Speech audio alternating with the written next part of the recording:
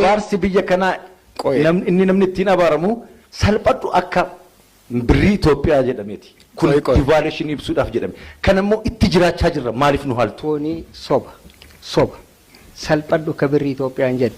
Birriin Itoophiyaadhaa humni bittaasaa gadi hin buune. Akka gadi hin buune National Bankiin hojii guddaa hojjetaa jira. Xaafii kuntaala meeqaan bitaa ture garra meeqaan bitaa? Xaafiin kuntaala qonnaan bulaa akka Wallaggi misoomnetti bakka Gojjam misoomnetti galii guddaa argachuun akkamitti danda'a? Oomishaaf oomishtummaa guddisuun akkamitti danda'a? Dogongora kaasaa jira. Kanaaf Wallagga misooma keessa jira. Hojii ajaa'ibaa hojjetaa jira. Indastiriin akka warqii gurguddaan sun Wallaggatti gaggeeffamaa jira. Oromiyaan beekan kan jennuuf kanaaf. Waa'ee investimentii hamilee itti dubbattan.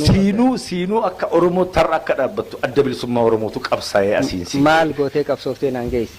Maal goote? Yeroo baay'ee adda bilisummaa Oromoo gaafii kana ni kaastu. Gaafii kana keessa waan dogongortanii isinitti. Waan dogongortee sitti. Oromoo sabboonummaa sarara akka badu taasise malee. Maa Eertiraadhaan nuti isin fide. $8 billion bara dabre qofa sharafa biyya alaa export irraa arganneera. Kana gaggeessuudhaan maal argan? Kana gaggeessu qooyisiitiin. Kana gaggeessu maal argan?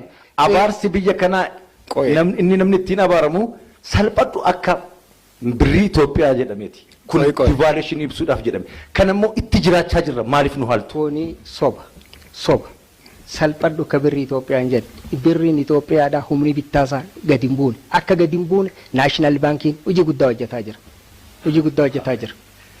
Xaafii kuntaala meeqaan bitaa ture garra meeqaan bitaa? Xaafiin kuntaala qonnaan bulaan keenya akka kaleessa gabaa geessee qarshii 100 gurguree gabaa keessee ganna kun qabu itti xaaraa itti xaaree san immoo argachuu qaba. Kun immoo oomishni qonnaan bulaa keenyaa ol ka'uun dinagdee keenya akka gaariitti ol kaasu qonnaan bulaa kun waan barbaadu. Badhaadhina gaafii galiin eksportiirraa doolaara biliyoona 8 argame jettan. Kana dura biliyoona 24 ture. Waggaa kuni haala hin eegamneen baay'ee gadi bu'ee jira. Gurbaan kun Itoophiyaa keessa jiru waan jiru natti fakkaata. Itoophiyaan seenaa Itoophiyaa keessatti biliyoona 24 export irraa argattee hin beektu. Kana bara badhaadhinaa meebii milkeessuu dandeenya. Waan gaarii nuuf harreesse. Garuu Itoophiyaan takka gaafa guddaadha jedhamu biliyoona 3.